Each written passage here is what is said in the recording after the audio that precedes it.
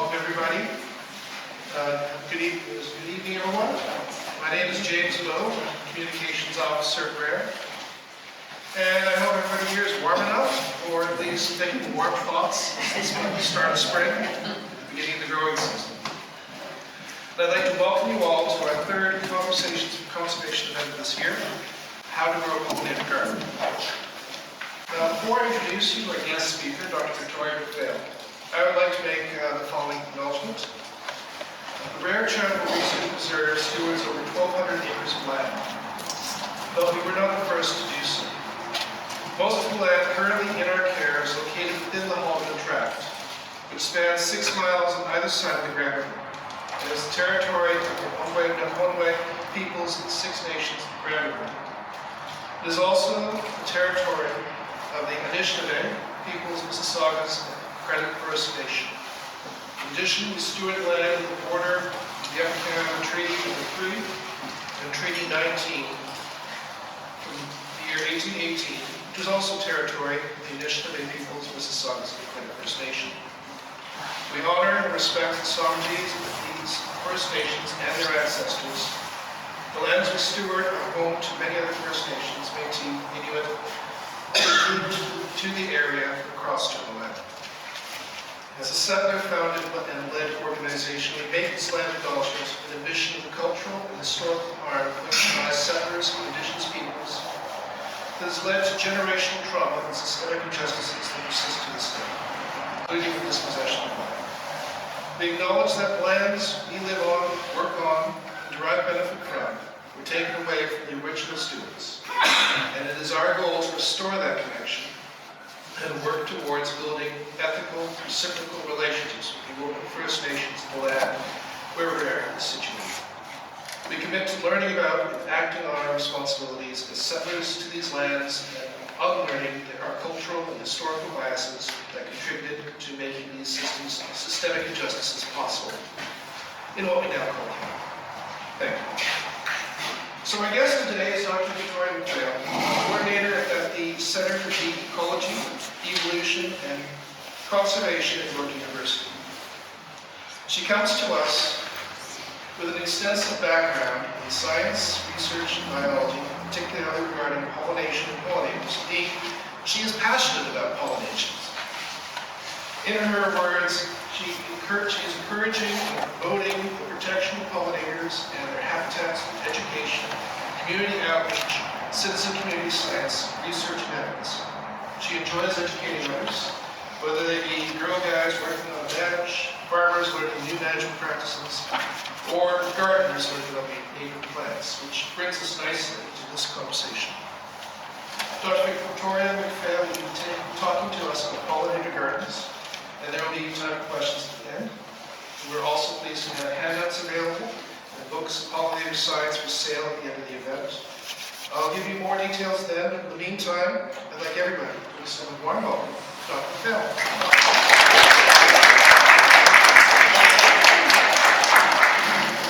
Thank you everyone for coming out. It is a beautiful evening, and we had a heat wave a couple weeks ago, so I was thinking about spring, and this cold snap's not going to ruin too much.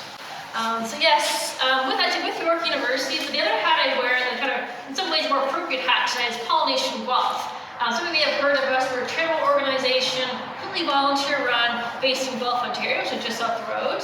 And that's what these handouts come from, through Pollination Guelph. So I encourage you to check out the handouts. We have business cards as well for Pollination Guelph that you don't want to take all the handouts, you want more information. Our business card has our email address, website, the whole thing on there. You get more information that way. Next slide, please. I have to remember to say next slide, next slide. So I'll go next slide, next slide. Sometimes you need to give that advanced clicker. So just a quick overview of our presentation. Although the theme is how to create a garden, I want to give you a bit more background as well about what is pollination, why is it important, and who are those pollinators. Then I'll get into the more nuts and bolts at the top, talk about how to create a garden, what kind of things you need to consider. And going through the list as you see there. All right, next slide. So what is pollination?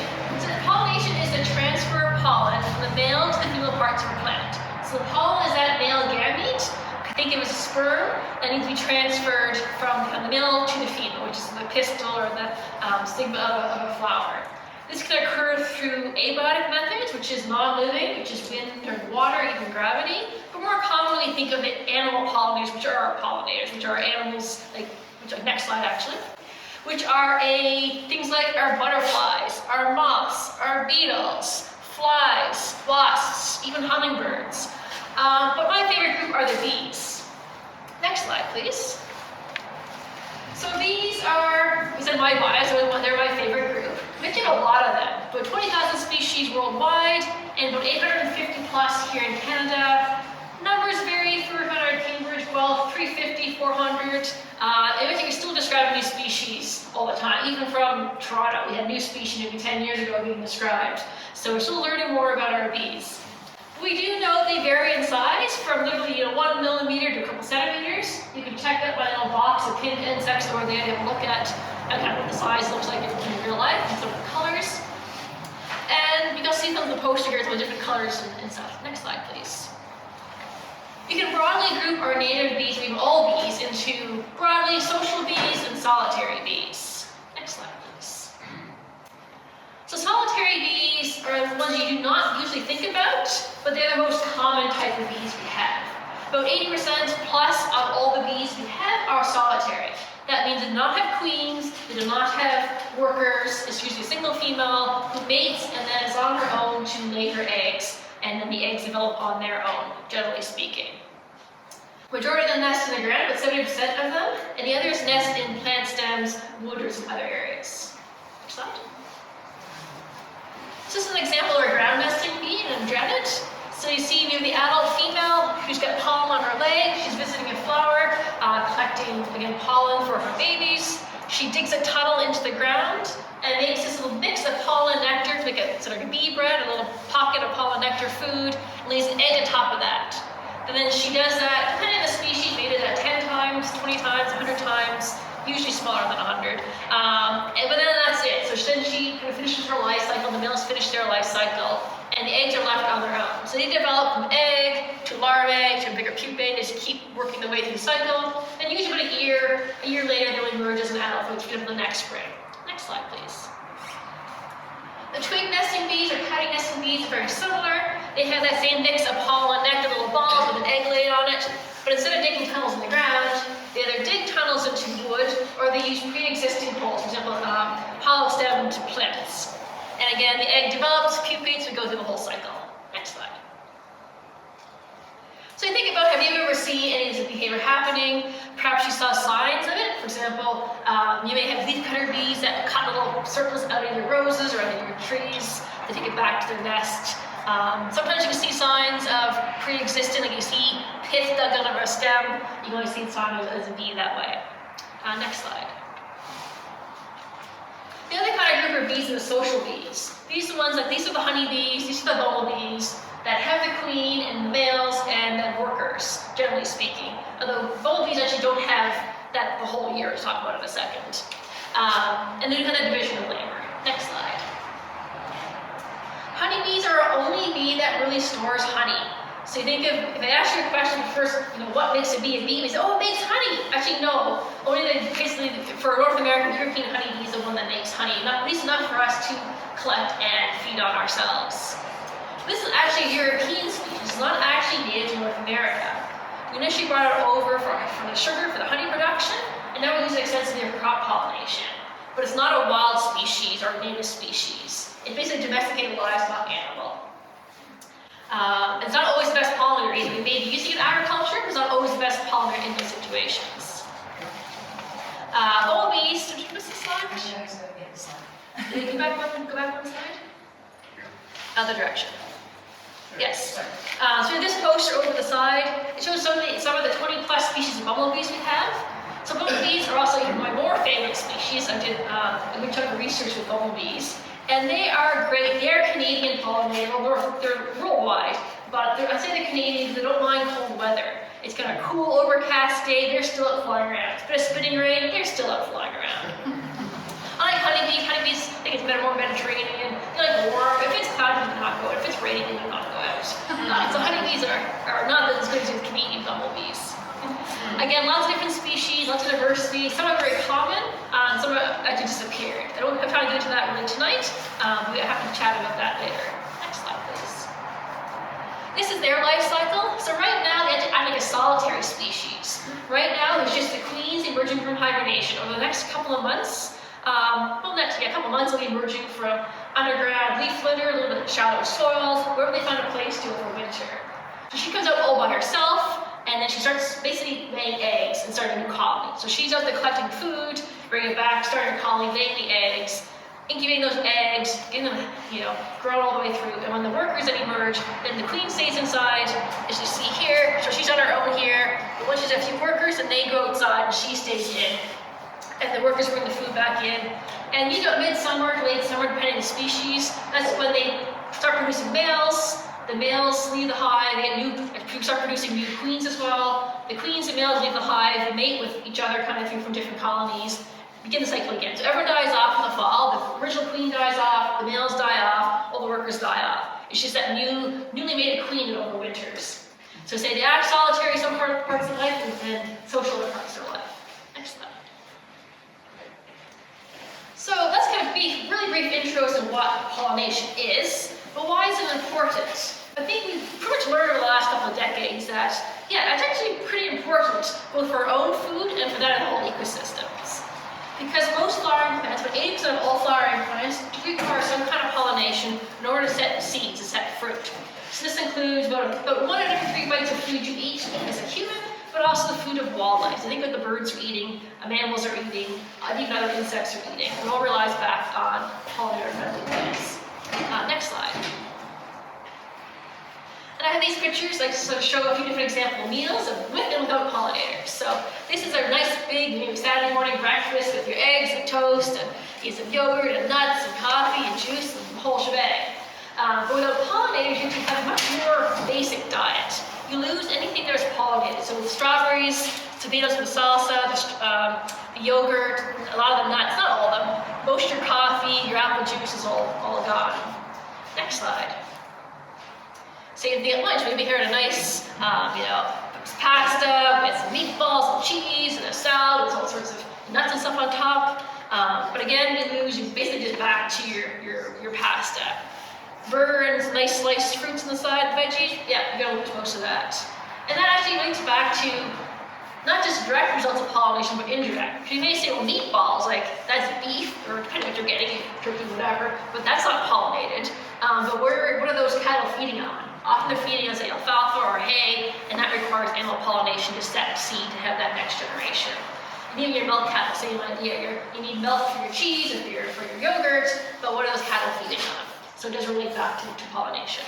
Next slide. This applies to dessert as well. Even the chocolate, your cocoa comes from a tiny little fly-pollinated seed. So without the flies, you do not get chocolate. So dessert would also be sad without pollinators.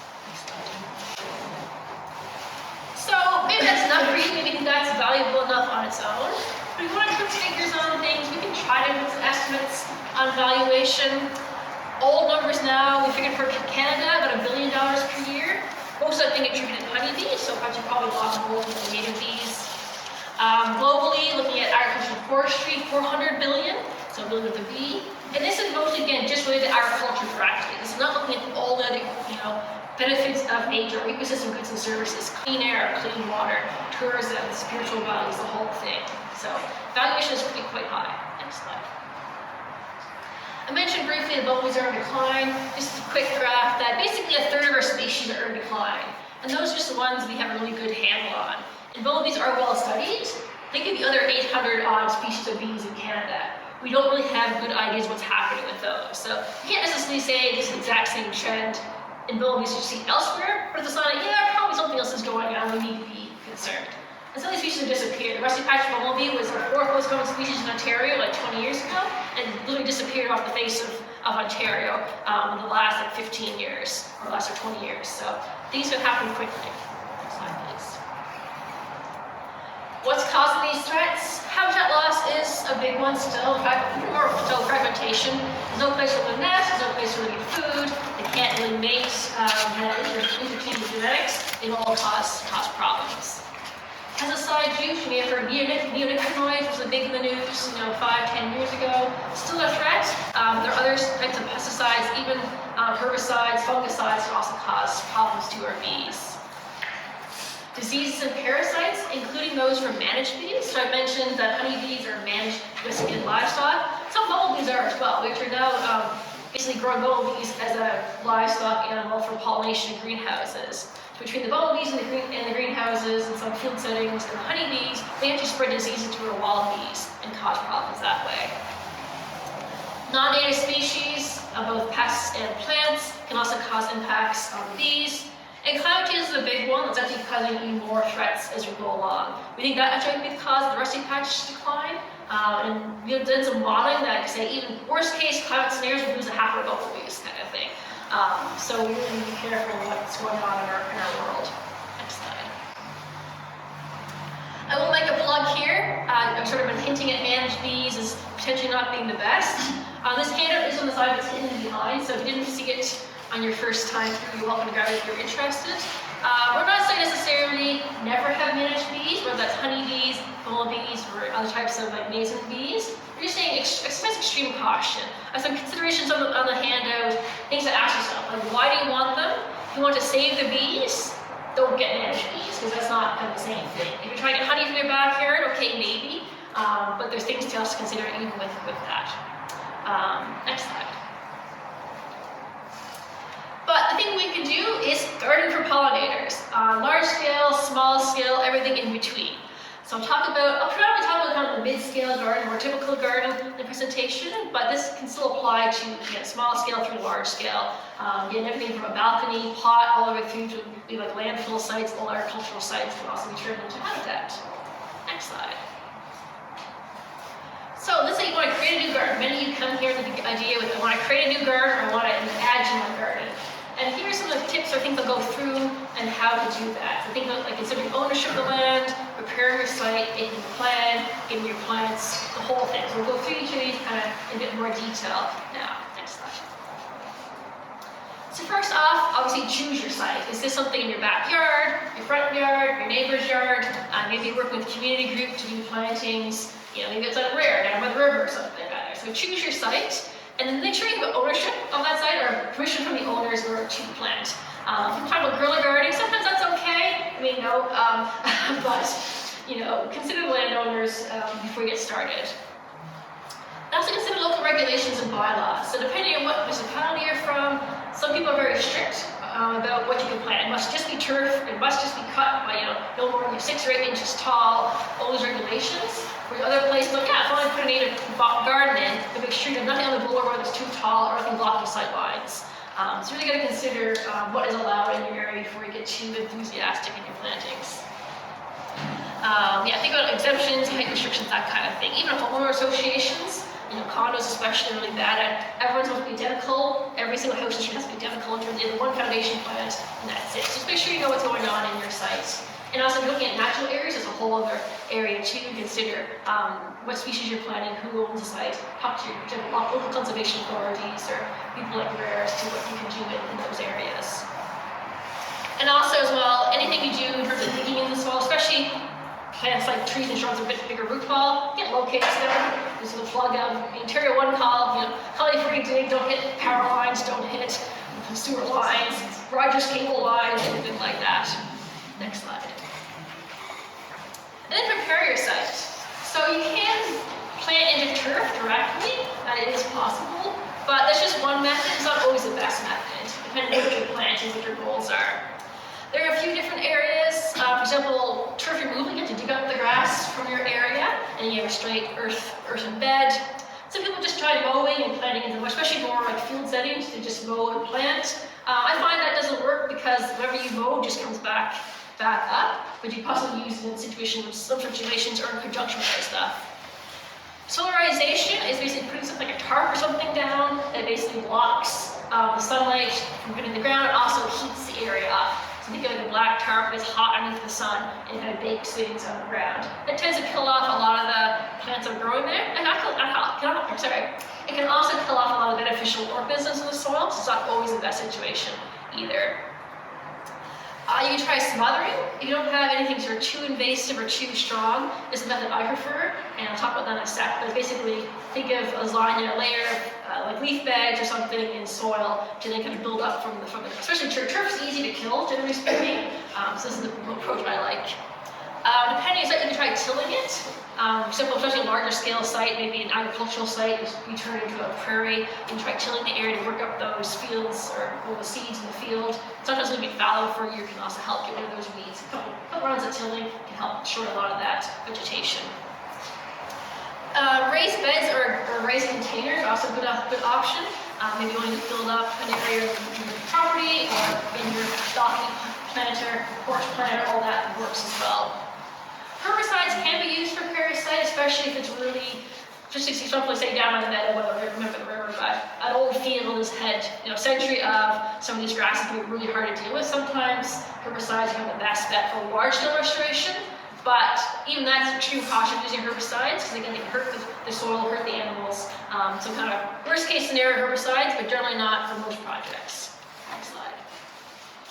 This is my lasagna method. I don't know how well you can see, but this is my backyard. A couple years ago, I moved into a new house and said, hey, I need to start all over again, new native garden. So I had to start there's an old garden on either side. I said, okay, I'm going to connect these two gardens. There's just turf there, so put down leaf bags, and then put down soil, and just plant right into that. Next slide. But before you do any plantings or too, enthusiastic about plant sale, you need to make a plan. You can wing it, but like most things, making a plan works better in the long term. So figure out what kind of site you have. How much sun does it get, or shade? How much moisture does it get? Is it really clay soil, or really sandy soil? Do you have a lot of rocks? What's your drainage like?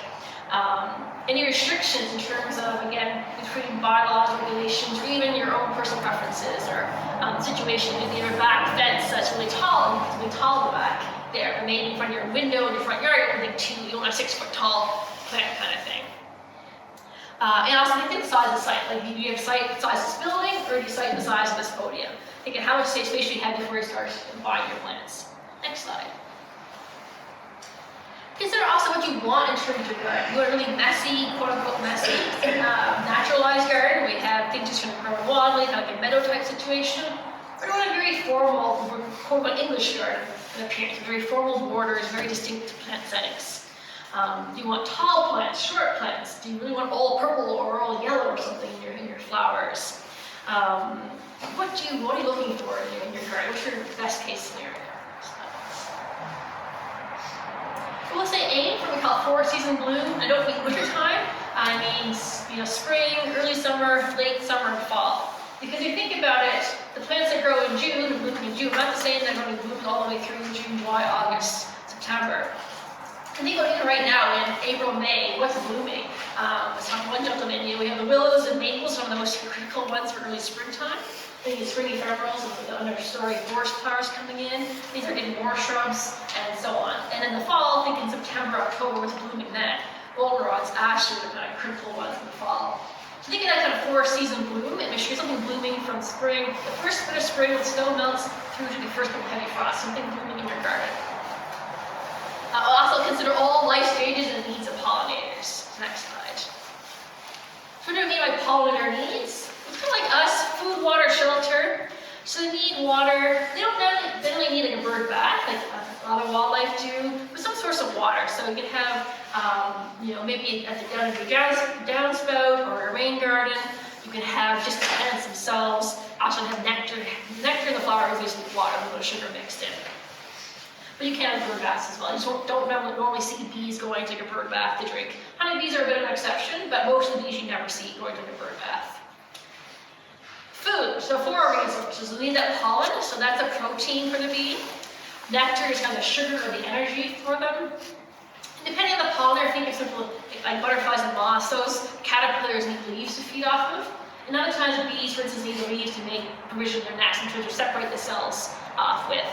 The bees won't necessarily eat the leaves, and they use it as part of their nests.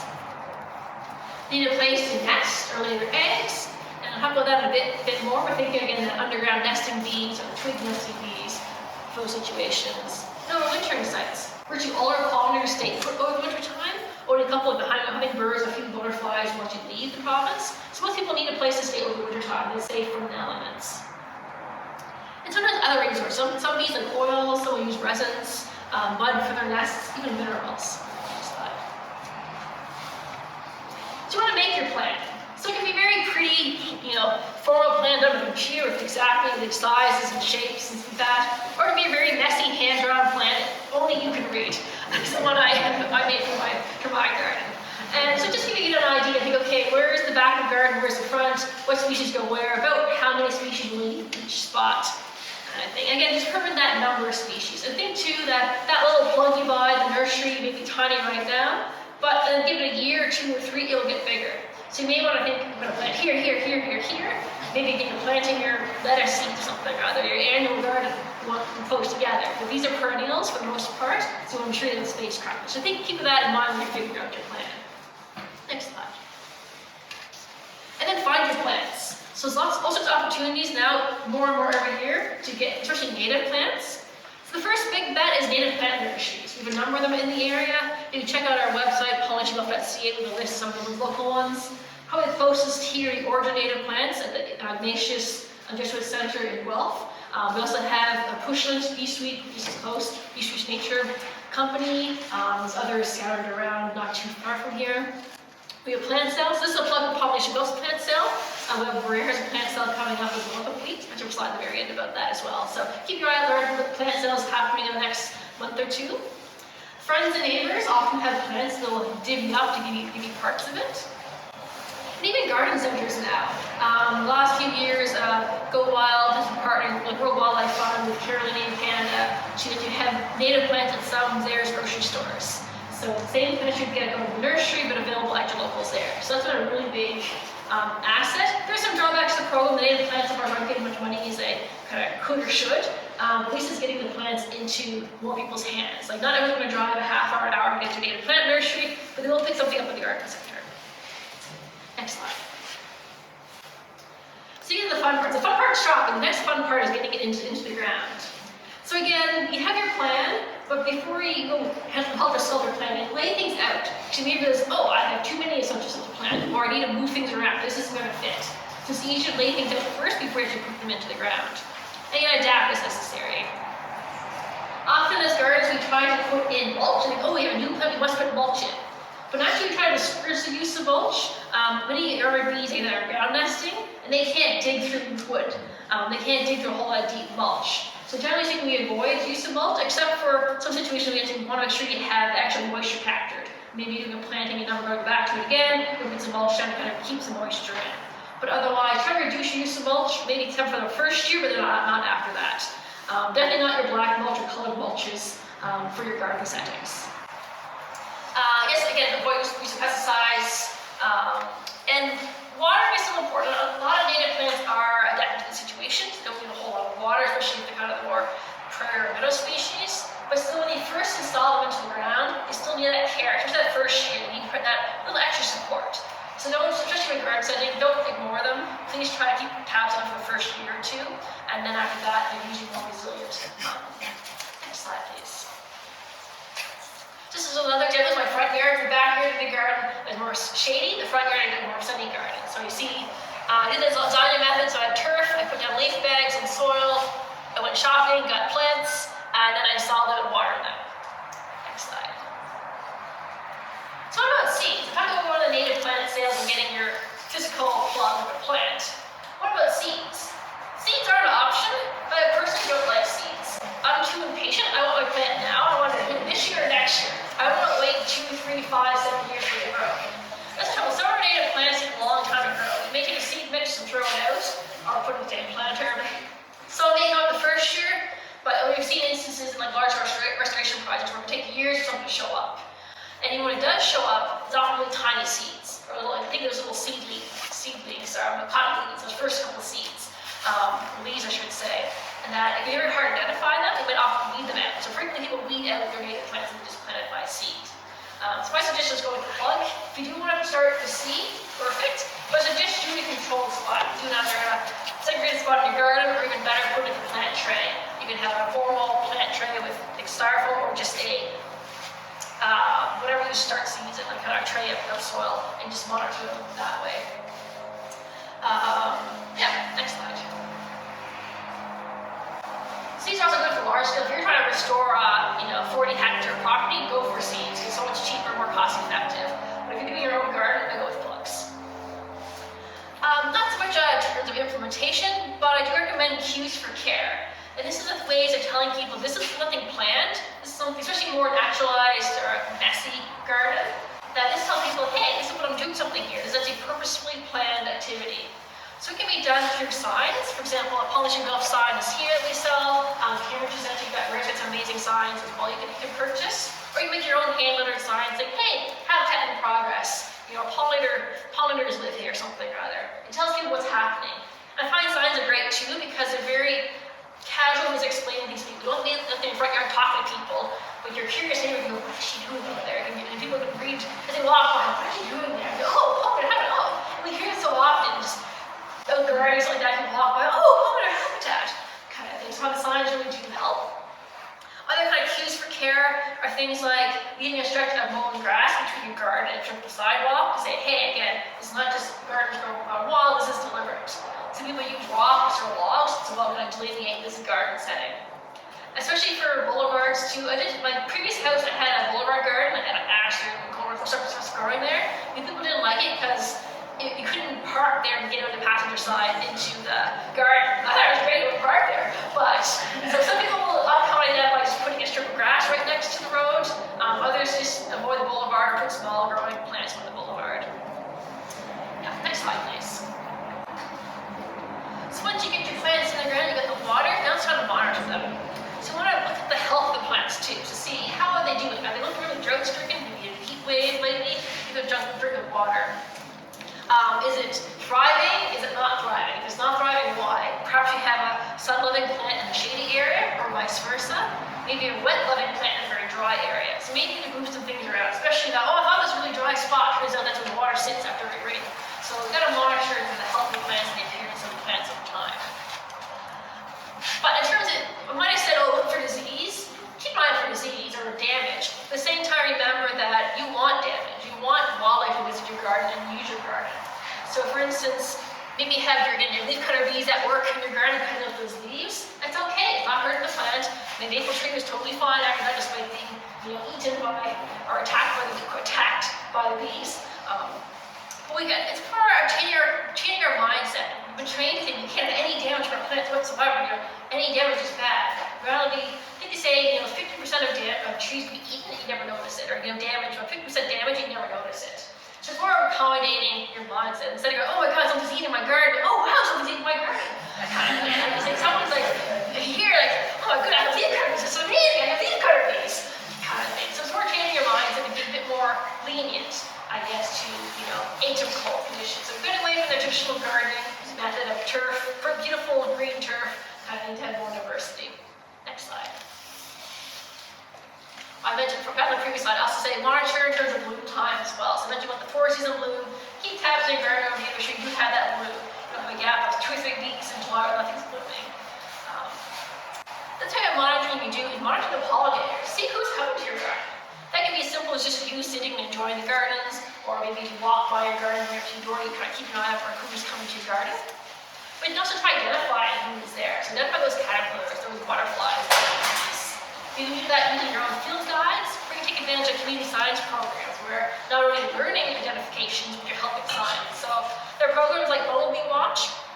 We submit a photo of a bumblebee, we'll identify it for you. Or iNaturalist, which is some ways a better program because it captures all insects or all life. And then community scientists, like volunteers like yourselves, have to identify those photos and tell you, oh, I think it's X, Y, Z. So, well, yeah, I agree with you. I think it's X, Y, Z. So it is helpful to kind of learn from that way. Next slide. There is still maintenance to do. Some people say, oh, native gardening is great, you don't have to do anything. Well, it's not exactly true. Again, it depends on what you want. If you want that really messy, naturalized garden, there's a little bit less maintenance to do compared to a very formal garden. There's always still some things to do. There's some weeding you still need to do, especially those first couple of years when the plants are still small. You still need to weed out from there. You always need to keep an eye on your invasive plants. Sometimes you'll get things coming in, whether it's dandelions, whether it's nap or something might come in on the wind. You want to remove that from your garden. And also think of spring and fall cleanup. Next slide. So we want to, again, get with the traditional gardening approach, having everything clean, to avoid tidying up your garden. Again, the pollinators need a place to live, to overwinter, to nest. If you get rid of all the leaf litter, all the plant stems, all the rocks, all the brush piles, there's nowhere for them to live. So we need to change your mindset again to leave some stuff on your property. Next slide. This handout on the side with spring cleanup for your garden. And so again, hopefully you were not out there 2 weeks ago cutting everything down to ground level and getting all the leaves raked up and everything. Hope you sat back and had a barbecue with your feet up and enjoyed the weather. Because again, you want to leave a lot of this stuff in place. Even plant stems. We recommend leaving the bottoms that are 6 to 8 inches at least or so in place. Okay, fine. If you have a tall thing, you want to cut it back to this height. Because things will get all nested there. You see my example with kind of bee box. There's plant stems that bees will nest into. So if you cut it in the ground level, there's nowhere for them to nest. So if you do the last 1.5 feet or 6 to 8 inches or so of twigs, they will nest in there and the leaf will come up around it. So that perennial plant will quickly hide those plant stems. So we recommend leaving those in place. Same thing with some leaf litter, leave some leaf litter in place. Have a small brush pile on your property, and more opportunities for places to nest. The same thing in the fall. I don't think I have this handout because it's springtime, not fall time. The same thing applies. Don't get overly anxious in the fall about cleaning everything up. Leave the leaves where they fall, break them onto your gardens. They're great natural mulch, natural nutrients and fertilizers and things for your gardens. And you have all sorts of places for things to nest or overwinter, get protection from the elements. Even grass cutting, like skip the mows, that last mow, instead of mowing in September, October, just let it go. It's okay to with higher grass. As we're going to mention, no mow May is coming a thing. It's not actually the best thing to do. Turf, obviously, by itself is not going to help pollinators. If you do get weeds growing in your garden or your lawn, many of them are invasive species that actually aren't going to be very good for the environment and often aren't even good for the bees. So you see a lot of memes online of, hey, dandelions are great food, the first food for bees. Well, actually, they may be a food source for bees, but it's not a very healthy food source. So a lot of studies show that dandelion pollen is bad for bees. It actually will cause them to eat their own eggs or don't reproduce as well. It's kind of like, I tracked one person talking about eating French fries. Like maybe McDonald's French fries are yummy, and you see people at McDonald's all the time eating French fries. This necessarily means the best thing for them to eat. You also want to say, okay, French fries is all they need is McDonald's on their, in their community. One McDonald's is fine. You don't need a grocery store. They don't need, a more robust cafeteria. McDonald's is enough. Like, well, maybe not. So we're going to change your approach that maybe it's okay in terms of making you aware of the need for pollinator habitat. Maybe some of the flowers in your lawn are better than nothing. But the idea of better than nothing is not the best approach to take either. Say, okay, I want to provide food for pollinators. How would I put in a strip alongside of my fence some native plants for pollinators rather than just letting a few dandelions grow in my yard? That's why you need the right plant for the right space. It's not a matter of going to a garden center thinking, ooh, that looks pretty for your garden, because it may not grow in that space. As I mentioned, think of like sun and shade, the moisture levels, the drainage, all those different things you consider for the health of your plant and the establishment of your plant. Some plants even need associated species. So some plants need different fungi in the soil in order for them to grow, or different bacteria in order for them to actually grow and prosper. So just because you cut that seed from the wall of the plant doesn't mean it's going to grow in your area. And the interesting thing is that some plants are actually allelopathic, so they actually exude a chemical from their roots to kill off or discourage things from growing in that vicinity. Or their roots will suck up so much moisture from the soil that they actually can't grow and be underneath that. So I think walnuts are a bad example of having that allelopathic kind of avoid things from growing in that area. Norways or maples are bad, they suck up all the moisture in one area. Some invasive species like garlic mustard will begin kind of contaminate the soil and make it hard for the things to live. So you got to consider these species and see what plants to plant in those areas. Next slide. So I did hide the slides. I did do a couple slides that I had now hidden about examples of plants for walnuts and for native maples. And I can show you later on if there's interest. There's a couple other handouts I have up there, but plants of rain gardens are those like slightly wetter conditions. I'm going to be short on time, so I'm not going to go into a whole lot of detail, but check the handouts on the side. And the same sort of handouts, but for more general growing conditions. So not wet necessarily, but yeah, so you see on the handouts there's different icons for sun or shade. Like this is full sun, part shade. There's like a full shade option. How much water does it like? There's a lot of water, or if you're a little amount of water. How high does it get? So you're going to consider all these different functions or features if you're planting your gardens. Oh, you have the slides in here. So these are some examples of plants that might grow underneath your walnuts, or black walnuts especially. No guarantee. Sometimes they do better. The edges, the right close to the tree, maybe not quite as well as further away from the trunk of the tree. But some things like asters and walnuts sometimes will handle it. Some things like anemone can be wild, or trees that can spread can anemone, but also oftentimes these things that will spread can handle rougher conditions. So in a lawn setting, like maybe you want some can anemone underneath your walnuts. So you can check some of these plants out.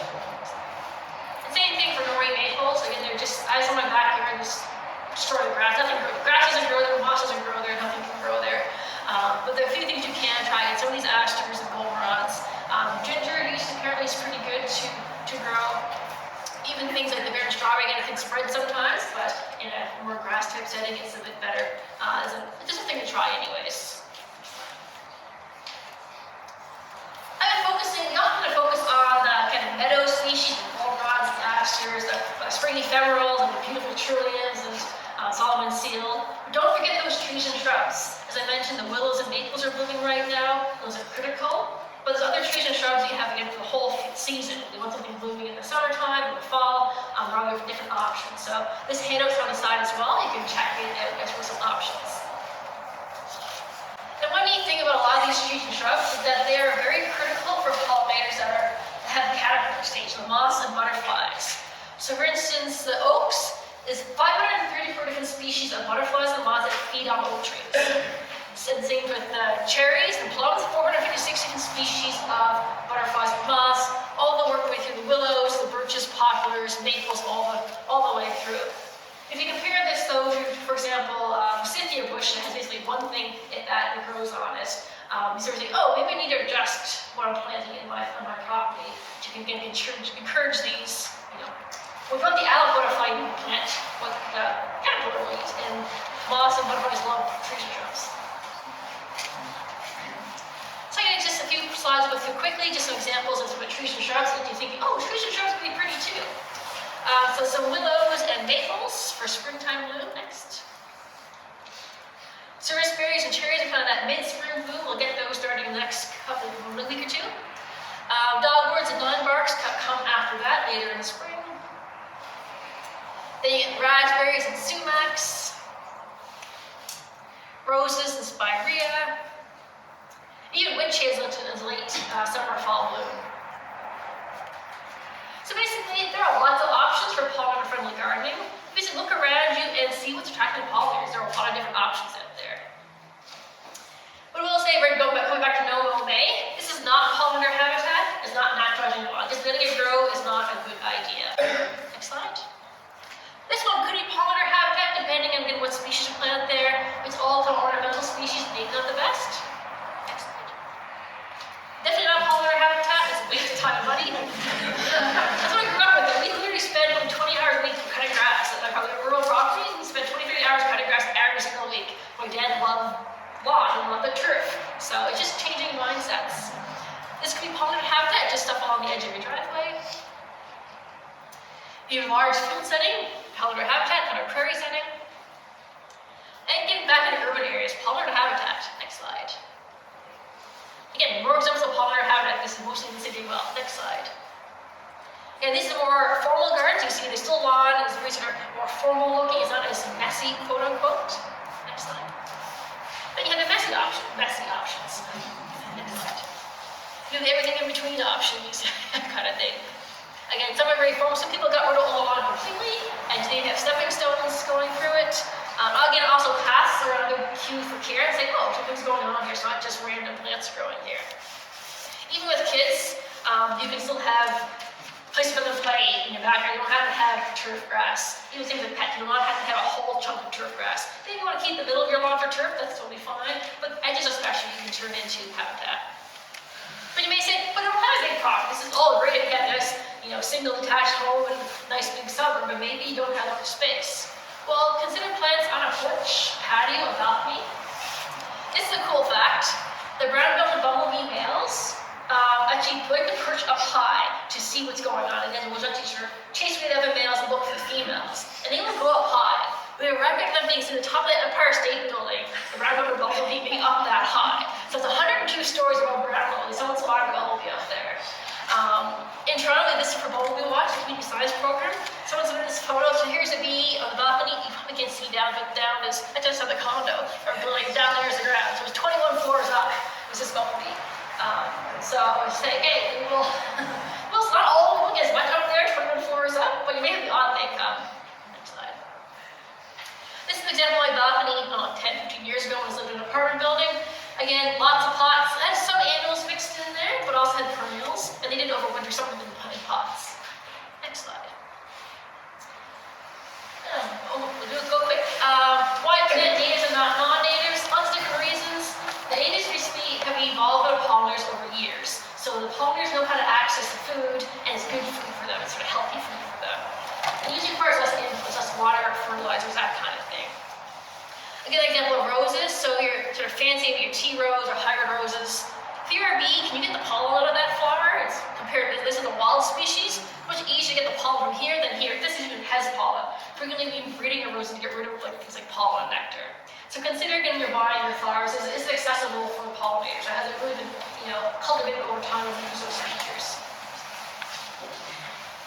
You've even seen advertising for pest free trees. Like, no one's going to eat this tree. Like, I don't want that tree. I want to eat my tree. So we consider, again, it has lines that any damage is bad. We want to change that. No, damage is okay. We'll just skip that. We're going to show the time. Basically, native plants are better. Same with cultivars, as I mentioned. There's in-between land of native and non-native that we've been bred it for some kind of characteristic. So maybe we have normally would be a purple coneflower now bred to be white or yellow or something or other. And sometimes that's still okay for pollinators, sometimes not. It's really a case-by-case basis. But a general rule of thumb is if it looks very similar to the original plant, it's probably okay. If it's now double flowered, triple flowered, probably not. Next slide. No fear of goldenrod. I've talked about goldenrod a couple times. I mean, some of you may go, oh, goldenrod, I have to do that. Because some people blame goldenrod for their allergies. But in actual fact, allergies are caused by you breathing in pollen, which means the pollen has to be light and borne by the wind. So goldenrod is insect pollen, which means pollen is really heavy, it needs an animal to move from flower to flower. So it's not being picked up by the wind very much. But ragweed moves at the exact same time, is more inconspicuous. This is ragweed versus goldenrod. You see fields of yellow, but here's this sort of grayish green thing next to it, which is very light, windborne pollen, lots of it. So it's a ragweed you're breathing in usually to give your allergies, not goldenrod. So I'm saying no fear of goldenrod. Sorry, went longer than thought. Pollinator-friendly nest sites. Again, leave patches of bare ground. I mentioned no mulch, because bees will nest in the ground. So you see here's little nesting bees in the ground. They even like hard-packed Wilson species. Mentioned the hollow or pithy stemmed plants. So small carpenter bees will actually nest, will dig out the pith of stems. Others will use the hollow stems. Next slide. There's some examples of this stuff inside as well. You can try building a nest if you would like. We recommend only for kind of personal education, not large-scale nests for pollinators, because they do have diseases, they do have track pests. So don't recommend having big displays of kind of nests, but small enough for your garden, like a bird box. Anyway, you need to maintain them and clean them. Next slide. As I mentioned, we have this on our website. If you want a condo, we can chat about maintenance. But you basically need to replace the stems or clean up every year to avoid having build-up issues. I mentioned host sites. Host plants are caterpillars. We all know about the monarch butterfly. The caterpillars eat the milkweed. Same idea for other species. So if you want to have that swallowtail, you need to have some dill or queen anne's lace, something in that paisley or parsley family. Next slide. No fear of stings either. Again, a few people, oh my god, bees are gonna sting me, I'm gonna get anaphylactic shock, I'm gonna die. No. It's possible you get an anaphylactic reaction, but that's the same thing as saying, well, I can't have shellfish because I might be allergic kind of thing. Some people are sensitive, and obviously if you are allergic, be careful. But even in that situation, bees aren't out there to sting you. Most of our species are too small to pierce your skin. And even half of bees can't sting at all. Only females can sting. So they have a modified stinger. So an egg layer is a stinger, basically. So males can't sting because they can't lay eggs. So males can't sting, so half the bees are all right there, and most of the females can't sting. And those that can, like the bumblebees, honeybees, it's more when they're threatened. So you have to disturb a nest, capture one in your bare hand, they will sting you, but otherwise you leave them alone, they leave you alone. So you keep learning and sharing. So I have all these books for sale on the side. Pollinator Guelph sells these signs, where it has signs for sale as well. For these stuff, you don't get it from me today. You can go to our website and get them as well. Next slide.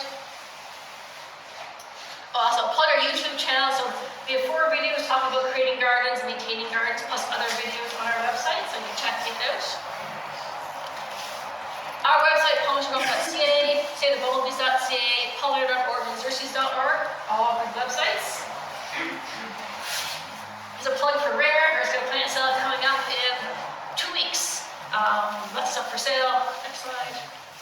Then Pollinator Guelph sale plants the weekend after that. So if you find you need more plants for your garden after coming to their sale, come to our sale. Next slide. And that's it for questions. I'm going to ask questions right now, and again, have a chat with you afterwards and go through the materials. What is the smallest pollinator garden you've ever encountered? How did it work? Like the smallest garden would be 2 or 3 pots in a balcony kind of thing. And it works. It obviously has much diversity in terms of insects that you would have known in a large garden, but you still have bees, butterflies, all that stuff. Any questions out here? When is the right time to clean up the leaves and trees back here? First answer is never. It's like, take it easy, don't do your garden. Less work than you need to do better. Next answer is when most things are probably emerge. I think when most flowers are starting up, like sort of June-ish or May, June. We say 10, 15 degrees consistently, no more frost, no more snow is a time to clean up. Because things are still emerging from the leaf litter, for instance, and still now things have not woken up yet, quote unquote. So things are still there. Yeah. So it's hard because some of plant stems. There's always things nesting in a sense. So things that are emerging right now will nest. So you clean something up in a month's time. Things that just nested in the last 2 weeks have lost their nest site kind of thing. So it's never a perfect time. But yeah, waiting to kind of that sort of late spring-ish, is kind of a good time, or better time. Question over there and then over there. I have a lot of clay, so when there's nothing covering it, like no mulch, it looks like a garden under construction, like all the time. So what do you suggest instead of mulch for some kind of covering? You can go with just leaf litter to begin with. And generally speaking, once your garden is done, the first year or 2, depending on your plants, it could be small and lots of exposed soil. And cues for care works. Okay, hey, yes, this is not just a moonscape of dirt kind of thing. This is not just barren earth. It's doing something here. And then the plants will hopefully grow and expand over time to fill those holes. In between time, you can use leaf litter. You can use some mulch if you really need to. Just try to reduce the amount, or maybe leave part of it in the sides or part of it, exposed. Should initial planting be done like only in the springtime, or is it like okay to do in the fall planting season as well? You can plant pretty much any time of year. The caveat that you plant in midsummer, you need to water a lot. We know our droughts the worst the last few years. You'll have weeks or months with no water. Planting in the springtime or fall is better because the plants get a bit more established. Sometimes fall is even better than springtime because it's usually cooler and wetter, so they can get established enough before winter. But spring or summer, spring or fall is better, or any time of year long you can look after your plants. I actually have a question for you. The rare plant sale, are all of the plants except the vegetables, are they all Ontario natives? I will say no, they're not. We will have some native plants, but they aren't all native plants. Some of them are companion plants for gardening, so the snowshoes and those sorts of things that aren't native plants, but they help attract. And will they be identified? Yeah. I don't put you down 100% non-natives. Like, I have non-natives in my garden, it's okay. As long as it's not invasive, do not put like things like periwinkle or Juvenile, things are going to spread. But some are okay. I have a lilac in my backyard. I grew up with lilac. I have a lilac kind of thing. It's not native. I have my Norway maple that I have. My friends told me to cut it down. I would refuse to cut it down. It's sort of that trade-off. But slowly over time, though, a garden full of ornamentals right now, every year something dies, you replace it with a native. I give you a slow process. I'm not saying rip up your whole garden right now to plant natives. Just transition over time. That's why I've done mine as well. lots of pollinator plants and make sure I just move things and growing seeds and things that are going to be seeds, so it's slowly coming. Question here?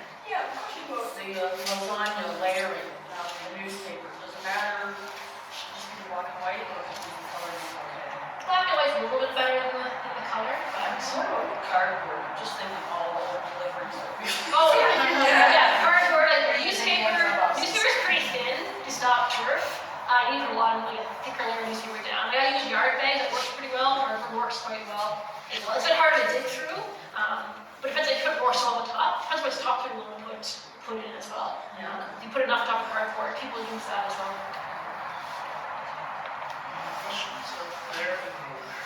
So I'm not very patient and maybe the plants that are filled in, so is it appropriate or is it helpful to put annuals in and fill the space? Yeah, you can. If it's for space, yeah. Some annuals are great for pollinators as well. And some annuals will attract lots of pollinators, so. Question over there? Yeah, thank you. Two things. You had some useful lists on your slides there. I presume they're in the handouts, are they? Most of them are, yeah. A couple might not be, but you can reach out to me later, whatever, grab a business card or to get the information. And the Oh, other- yeah, you're recording it too, so you would go Yeah. back on the recording. Yeah. Sorry. Okay. You promote natural native plants. Sometimes in the literature you see people don't like buddings. Yes. They're not invasive here in Canada. You stop them by cutting them. If you just have a couple of plants in your garden, they don't multiply. What is your objection to that? I think you're saying the Buddleia butterfly bush. No? Yeah, so question is like, he's Buddleia butterfly bush, it's a non-native, what are your thoughts on that? Some people are very much against it. Quasi against it, kind of like talking about natives versus non-natives. If you have one, okay. Like, it does attract a lot of insects to feed on the nectar, but nothing feeds in its leaves. So you're gonna get, let's say, a rose or something would have things that feeds in the leaves and the nectar and the pollen, but the Buddleia bush doesn't have the extra resources, kind of. It only does one thing in a sense. So it's attract a lot of things with the nectar, but it doesn't feed anything with the leaves. So it's a case of transitioning. So if it doesn't spread, it's not as bad, but. Was the person behind you? What would be your number one pick of a native pollinator for our area? If you were going to put one thing out there, what would it be? Only one thing. Or top three if you want. Goldenrods, asters are both, those two things, we're both really keen. Mountain mints, I love, those attract so much different stuff. Maybe we're doing mountain mint, it's just a Mountain mint? mountain mint. Okay. Yeah. Use it for tea as well, the leaves for Cool. tea as well. Actually, Wow, this nice. for Yeah. salads. We have a question over there? Your presentation here, is it on the website or is all that information? Most of it's on the website, but you're doing the recording, so I'm you can. recording your camera over there and there. Yeah. So, Can it be on your website or where? We can post it on, when you post it, we we'll can. post it and I'll make a link to that. We'll make it available. Yeah. And it won't be too long. We'll be working on it this week. Yeah, I apologize, I did rush through a lot of slides there, just trying to have so much information I want to share with everybody that I trying to rush. Like, you go through it faster, you cover more information, but then you miss part of it. So I guys are very well. If you haven't signed up for our e-newsletter yet, you may want to do that because it will come out in the next one, likely. That's all we'll have to write down. Yes. Can you speak to the leaves? I went after two big baby trees and they're all simple spring down and on the one side it's so steep, I just stopped them all and nobody was holding my problems. And I know it's unsightly to some people, but I just see it hundreds of times at times. And is it true that it is the last couple of seasons? Because that's what I've been told. Yeah, goldenrods and asters. Like, just look around, what's blooming, or first frost, what's blooming after the first frost, the goldenrods and asters. Like, your garden's gonna finish up in August, especially if you're in drought. They're finishing up in, July in some years. The goldenrods and asters are blooming. They don't start blooming until August-ish. They keep blooming in September, October. So yeah, goldenrods and asters are just kind of two last resources for But leaves. it doesn't matter what season it is, like, It's in the I should season. certain ones, I mean, I don't know if they'll identify the birds or anything. Okay, you probably like a panda goldenrod or something like that in more food settings. Some species are grown are a bit more more spready. They are native, they will spread, like a candy will spread a bit more. Some species like the zigzag doesn't spread, or with other species, those don't really spread. Some species don't spread as much. So you can substitute with the milkweed. Like, you want to plant milkweed for your pollinators, for example, the monarchs, but some species, the common milkweed spreads a lot. So if you have a small garden, don't plant common milkweed. Plant butterfly milkweed and swamp milkweed. Don't plant common unless you have a very large property kind of fruit type setting. So it will spread. Any other questions around here? What kind of lily, like as pollinator gardens? Like the Canada, the foam flower. I'd like to know what is the ditch lilies. Additionally, that lily. The daily type nature. Yeah, different nature. Not the best. I haven't really seen a whole lot visiting. So probably some things visiting. But again, I have a few daylilies in my yard, not the tiger lilies, but I have a few just to keep the house. So they're sort of pretty-ish. So again, small numbers, okay, but we're trying not to replace them. But also check, maybe experiment this year, check to see what's busy. The citizen science project, you gotta sit and watch the flowers, see what comes. Is that all the questions? I'd like to say thank you to Dr. MacPhail for this fascinating presentation about how to grow pollinator garden and leave it ahead.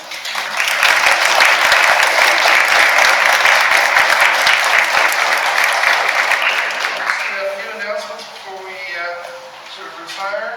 We have